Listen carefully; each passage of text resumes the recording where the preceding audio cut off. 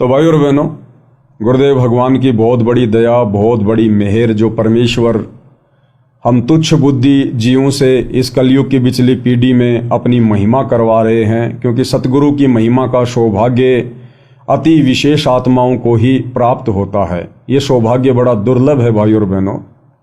हालांकि सात संगतियाँ चल रही हैं, भाई बहन दिन रात गुरुदेव भगवान की महिमा करते हैं, लेकिन शतलोक आश्रमों से जुड़ी हुई आत्माओं को काल ने किस कदर बांध रखा है अपने अज्ञान में, अपने जाल में। वो आत्माएं चाहकर भी गुरुदेव भगवान की महिमा नहीं कर सकती। उनको इतना डरा दिया गया है, धमका दिया गया है, उनका इतना माइंड वॉश कर दिया गया है कि पवन दास गुरुद्रोही है, पवन दास से बात करोगे तुम्हारा नाम खंड हो जाएगा, पवन दास की वीडियो भी देख लोगे तो तुम्हारा नाम खंड हो जाएगा। अब भाई और बहनों, इस सतभक्ति मार्ग में ऐसा ही होता है। ये काल इस सतभक्ति मार्ग में ऐसा ही करता है। ये आत्माओं को ऐसे ही डरा के रखता है ताकि कोई आत्मा सतगुरु की महिमा ना कर ले, क्योंकि महिमा से सतगुरु प्रसन्न होते हैं। सतगुरु रामपाल जी परमेश्वर जी ने सन 1994 में अपना शत कबीर पंथ शुरू किया, यथार्थ 13वां कबीर पंथ।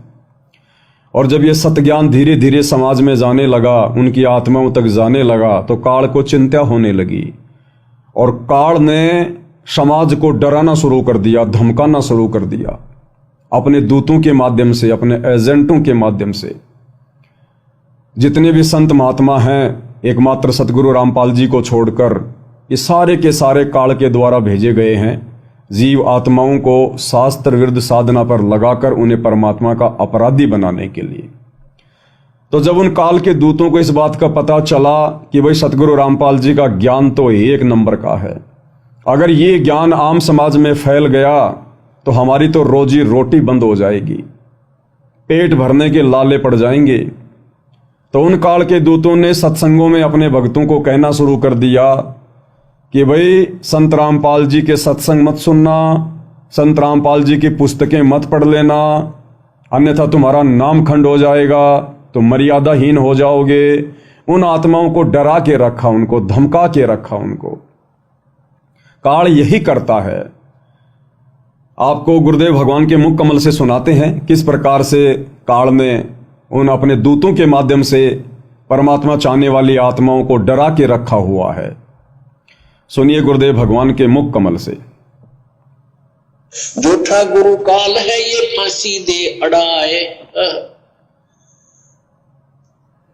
मारत है मैदान में छल बल बहुत बनाए। कहते झूठा गुरु जो होता है ये तुम्हें बांध कर रखा है, और किसी की बात ना सुनना। रामपाल तो झूठ बोलता है, निंदा करता है, उसकी बातें, उसका ज्ञान नहीं सुनना, ऐसा कहने लगे ये राधा स्वामी वाले, धन सतगुरु वाले अपने चेलिया ताई कि उसकी बात ना सुनना, उसका ज्ञान नहीं सुनना, वो तो निंदक है, निंदा करता है। तो उनके बारे में कहते हैं ये झूठा गुरु काल है फांसी दे अड़ाए, यानी बांध कर रखा है। झूठा गुरु घेरे रे आवे नहीं मेरे रे, ये झूठे गुरु नो घेर कर रखे हैं। लेकिन कब तक? थोड़े दिन चलेगी इनकी यह चाल, निंदा करता है, निंदा करता है, एक गोट रखी बात जो ना कहते सच्ची बोला है, सच्चाई कहता है। ठीक इसी प्रकार भाई और बहनों, सन 2014 में कबीर परमेश्वर सतगुरु रामपाल जी अपने मिशन के तहत हिसार जेल चले जाते हैं, अपने भक्तों की परीक्षा लेने के लिए, ज्ञान आधार से उनको देखने के लिए कि कितने मेरे हैं और कितने मेरे से जुड़कर और मेरे साथ रहकर काल के हैं। उसके बाद गुरुदेव ने साध संगतियां शुरू करवाई और जो काम पूज्य गुरुदेव भगवान किया करते थे वो सेवा गुरुदेव भगवान ने इस कुत्ते को, इस पवन दास को दे दी, साध संगति से जुड़े हुए भाई बहनों को दे दी, इस सत मिशन को आगे बढ़ाने की, आत्माओं को दृढ़ करने की, उनके अंदर विश्वास पैदा करने की। आशीर्वाद गुरुदेव का, हम तो उनके कुत्ते हैं, हम तुच्छ जीवों की कोई औकात नहीं है। अब भाई और बहनों, जब परमेश्वर ने अपना शत ज्ञान, अपना शत मिशन, अपना शत मार्ग सन 2014 बरवाला कांड के बाद से साध संगति से शुरू करवाया, तो काल को फिर से चिंता बन गई कि बड़ी मुश्किल से तो संत रामपाल जी हिसार जेल को गए हैं और इन्होंने ये भार और क्या कर दिया, ये क्या साध संगतियां शुरू करवा दी इन्होंने।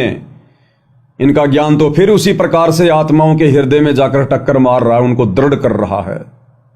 तो काल को फिर से चिंता बन गई भाई और बहनों कि अब इनको कैसे रोका जाए, इन साध संगति वालों को कैसे रोका जाए। तो काल ने भाई और बहनों परमेश्वर की वाणी के अनुसार कि संगत माही कुसंगत उपजे जैसे बन में बास, आपे घिस घिस आग लगा देकर बनखंड का भी नाश। काल ने देखा कि ये संगत का आपसी मामला है और अगर इनको रोकना है, साथ संगति वालों को रोकना है, इनको तोड़ना है, मन में कोई शंका पैदा करनी है, तो इन्हीं की संगत में घुसकर और जाल बिछाना पड़ेगा, जाल फैलाना पड़ेगा। तो काल ने देखा कि मैं कहां जा सकता हूं, कहां मेरा दाव लगेगा। तो काल का दाव कहां लगता है भाई और बहनों? जहां मर्यादा नहीं होती, जहां गुरु को परमात्मा मान के भक्ति नहीं होती।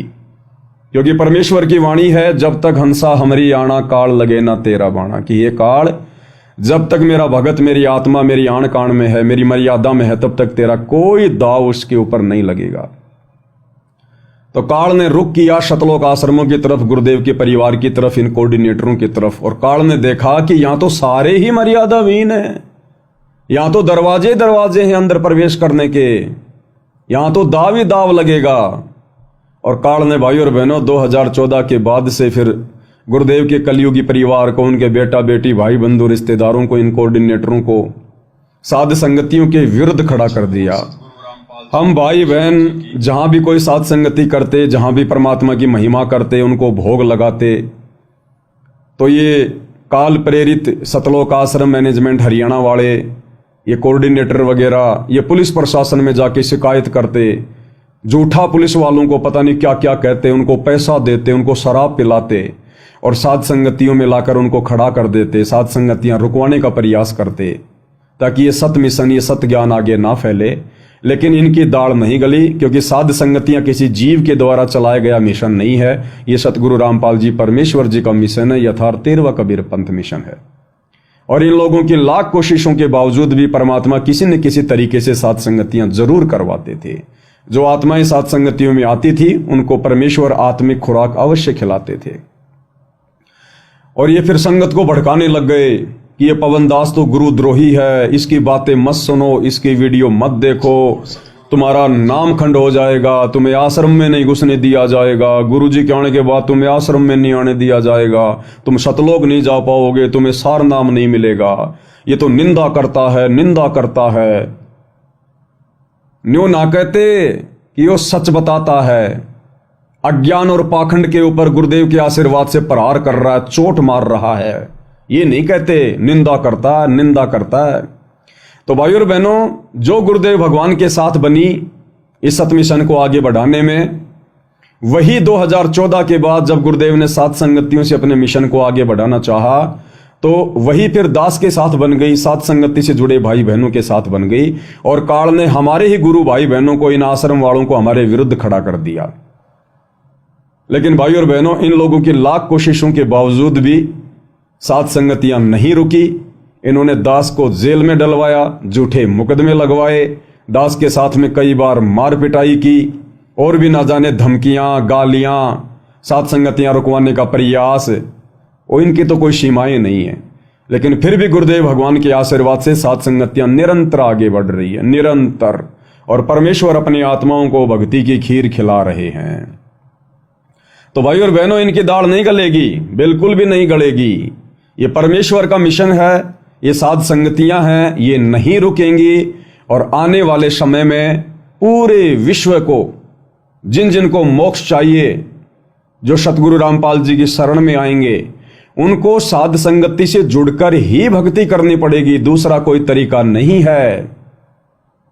गुरुदेव को प्रसन्न करने के लिए जो भक्ति क्रियाएं साध संगति में लागू हैं, जिस प्रकार से साध संगति से जुड़े हुए भाई बहन गुरु के प्रति समर्पित होकर गुरु को अपना आराध्य देव मानकर, अपना इष्ट मानकर पूज रहे हैं, उसी आधार से पूरा विश्व भक्ति करेगा।